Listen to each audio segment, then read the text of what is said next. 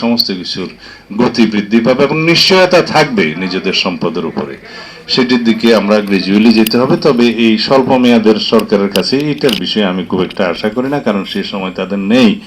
যেহেতু সাইফুল ভাই জিজ্ঞেস করেছিলেন যে তাদের দায় মুক্তির বিষয়ে লন্ডনে কোনো আলোচনা হয়েছে কিনা, না, কারো দায় মুক্তির বিষয়ে আমাদের কোনো আলোচনার প্রসঙ্গ ছিল না। উপদেষ্টা পরিষদ গঠিত হয়েছে, ইন্টারিম গভর্নমেন্ট, কনস্টিটিউশনাল লেজিটিমেসি আছে, আর্টিকেল 106 অনুসারে সুপ্রিম কোর্টের অ্যাডভাইজারি রুল অনুসারে তারা গঠিত হয়েছে।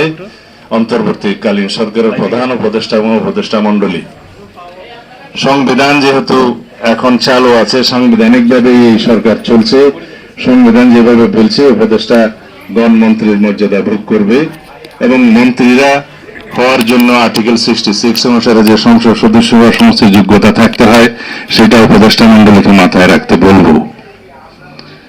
সেখানে কিন্তু বিদেশি নাগরিকত্বের বিষয়টা অনুমোদন করা নাই এবং আরো অন্যান্য বিষয় আছে। আমি এই বিষয়ে আজকে এর বেশি কিছু বলবো না। সুতরাং কনস্টিটিউশনালি আপনাদের এই সরকারের রেটিফিকেশন লাগবে ইন দ্য নেক্সট পার্লামেন্ট, এটাও আপনারা মাথায় রাখবেন। এবং রেটিফিকেশন লাগলে এই লেজিটিমেসি কিভাবে দেয়া হবে, কোন জায়গায় দেয়া হবে, সেটাও আমরা বিবেচনা করব। সুতরাং জনগণের পক্ষে, আপনারা গণতন্ত্রের পক্ষে এবং অতি দ্রুত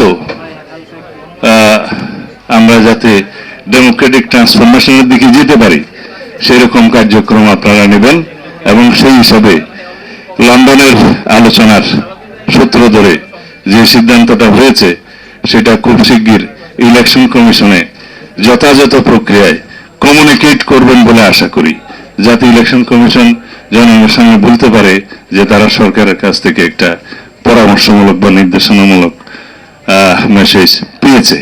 আশা করি এর বেশি আজকে বলা ঠিক হবে না। আমি যেহেতু অনেক সময় হয়ে গিয়েছে সেজন্য আর বেশি বক্তব্য দিতে চাই না। আপনাদের সকলকে আমার বক্তব্য শোনার জন্য কৃতজ্ঞতা প্রকাশ করছি। ধন্যবাদ।